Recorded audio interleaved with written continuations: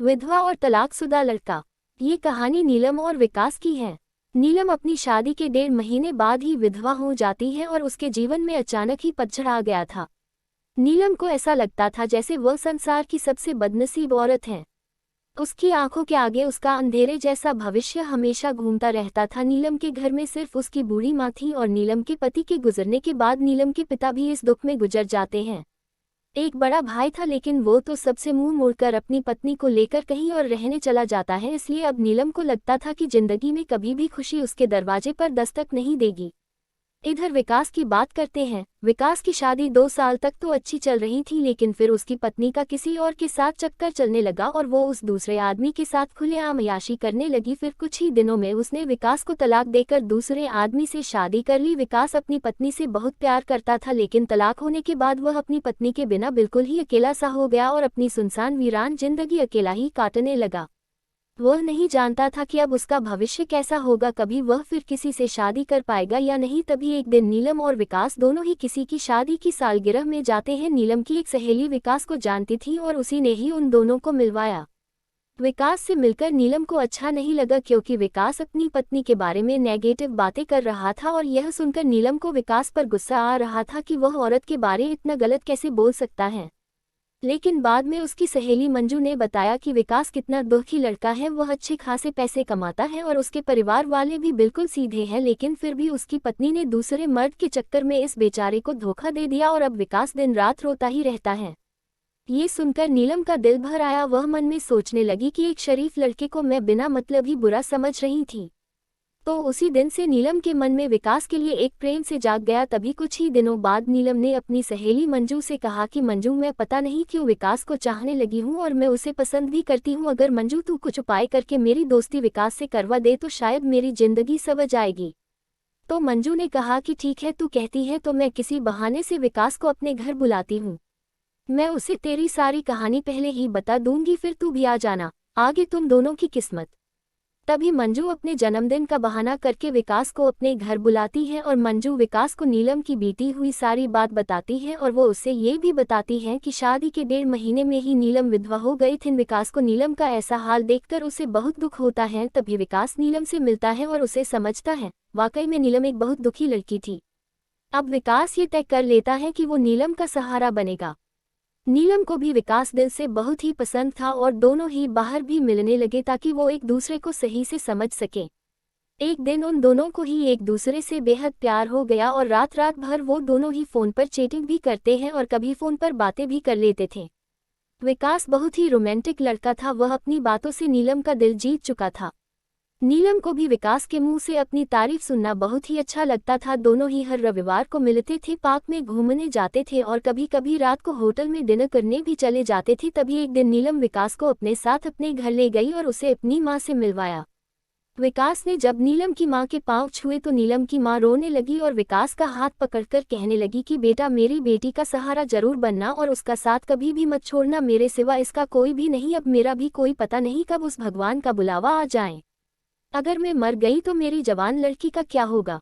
ये सुनकर विकास की भी आंखों में आंसू आ गए और नीलम भी खूब रोने लगी। तभी विकास ने कहा कि मां जी, आप बिल्कुल चिंता न करें, नीलम का मैं मरते दम तक साथ नहीं छोड़ूंगा और आपको भी कुछ नहीं होगा और आपकी बेटी का मैं जिंदगी भर ही ख्याल रखूंगा।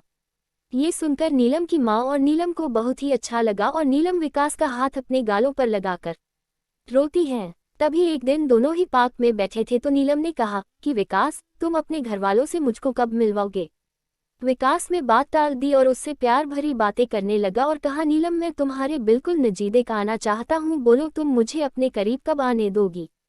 लेकिन नीलम विकास को अपने करीब आने से मना करती है, मगर फिर भी थोड़ा बहुत वो दोनों प्यार कर ही लेते हैं। तभी नीलम की सहेली मंजू ने नीलम के कान भरना शुरू कर दिए। उसने कहा कि नीलम लड़कों पर इतना जल्दी भरोसा नहीं करते, तू तो सीधी साधी है। विकास को अपनी माँ से भी मिला दी, लेकिन विकास ने तुझे किसी से मिलवाया, कहीं ऐसा ना हो कि वो तुझे इस्तेमाल करके न छोड़ दे। ये सुनकर नीलम के कान खड़े हो गए और वह सोचने लगी कि कहीं विकास मुझे धोखा तो नहीं दे रहा। उधर विकास ये सोच रहा था कि मैं नीलम को अपने घर कैसे लेकर आऊं। मेरा घर बिल्कुल छोटा सा है और मैं उसे अभी नहीं बताऊंगा कि उसके लिए मैंने एक घर बुक कर लिया है और 50,000 जमा भी करवा दिए हैं और बाकी की मैं बैंक से किश्त बनवा लूंगा। एक महीने बाद विकास का जन्मदिन था। विकास ने सोचा मेरे जन्मदिन पर ही नीलम को सरप्राइज दूंगा और तभी नीलम और उसकी मां को भी घर बुला लूंगा। उसी दिन नीलम से शादी की सारी बात करके उसे सगाई की रिंग भी पहना दूंगा, क्योंकि नीलम के परिवार में और कोई नहीं है, इसलिए सारा कार्यक्रम नीलम और उसकी मां के सामने ही हो जाएगा। अगले दिन नीलम विकास को फोन करती है और गुस्से में कहती है कि तुम अपने घरवालों से मुझे कब मिलवाओगे। विकास फिर से बात को टालते हुए बात को पलट देता है। अब नीलम का शक और भी बढ़ जाता है। तभी नीलम विकास से कहती है तुम्हारे बैंक में कितने पैसे हैं, मुझे अपना बैंक बैलेंस दिखाओ। लेकिन विकास ने बैंक बैलेंस दिखाने की बात भी टाल दी, क्योंकि सभी पैसे उसने मकान के ब्याने में दे दिए थे और उसके अकाउंट में यही कोई 8 से 10 हजार ही पड़े थे। नीलम का शक अब बढ़ता ही जा रहा था और वो ये सोच लेती है कि विकास वाकई में मेरा इस्तेमाल कर रहा है और वो मुझसे शादी भी नहीं करेगा, इसलिए नीलम विकास का फ़ोन तक उठाना बंद कर देती है। इधर विकास एंगेजमेंट की सारी तैयारी कर चुका था। बातों ही बातों में उसने नीलम की अंगूठी का भी नाप ले लिया था और नीलम को इसका पता भी नहीं चला था। विकास ने नीलम की तरफ से खुद की भी अंगूठी बनवा ली थी ताकि नीलम की मां का कोई भी खर्चा न हो सके। विकास ने किसी से थोड़ा कर्जा लेकर नीलम के लिए साड़ी और उसका सारा सामान खरीद लिया था और उसकी मां के लिए भी एक सुंदर साड़ी खरीद ली।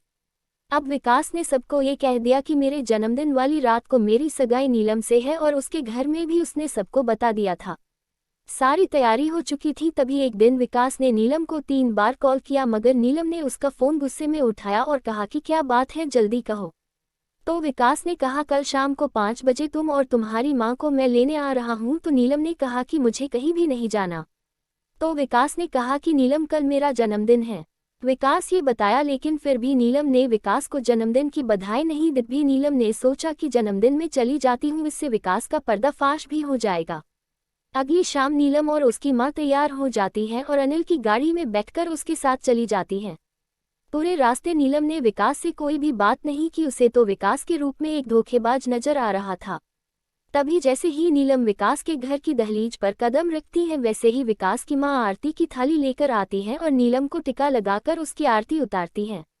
ये देखकर नीलम हैरान रह जाती है। तभी वो भी विकास की मां के पांव छूती है। उसकी मां उसे अंदर आने के लिए कहती हैं। सभी लोग खड़े थे, विकास के बड़े भाई भाभी, विकास के भतीजा भतीजी और विकास की मां व भोले भाले उनके बाबूजी। सभी लोग नीलम और उसकी मां का स्वागत करते हैं और बैठने के लिए कहते हैं। अब विकास का जन्मदिन भी बन जाता है। उसके बाद नीलम जाने के लिए कहती है तो विकास की मां कहती है कि बहू तुम्हें जाने के लिए नहीं बुलाया है, हमेशा के लिए यही रखने के लिए बुलाया है। नीलम समझ नहीं पाती। तभी विकास की बड़ी भाभी 2 फूलों की माला और एक प्लेट में 2 अंगूठी लेकर आती है। ये देखकर नीलम विकास की तरफ बड़े ही आश्चर्य के साथ देखती है।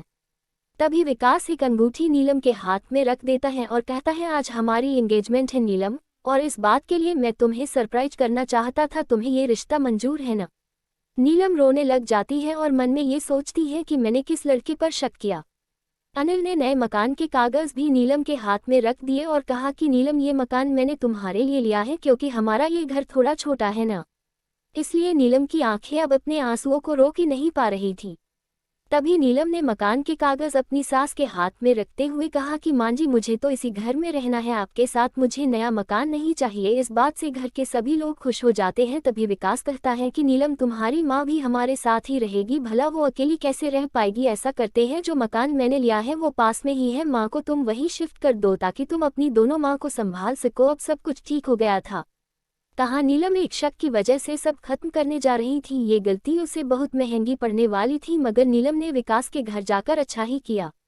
इसलिए दोस्तों, जीवन में कभी भी किसी शक की वजह से आप अपने प्यार को कभी मत छोड़ना। पहले पूरा सच जानना, फिर कोई कदम उठाना, तभी आपका भी रिश्ता बच सकता है।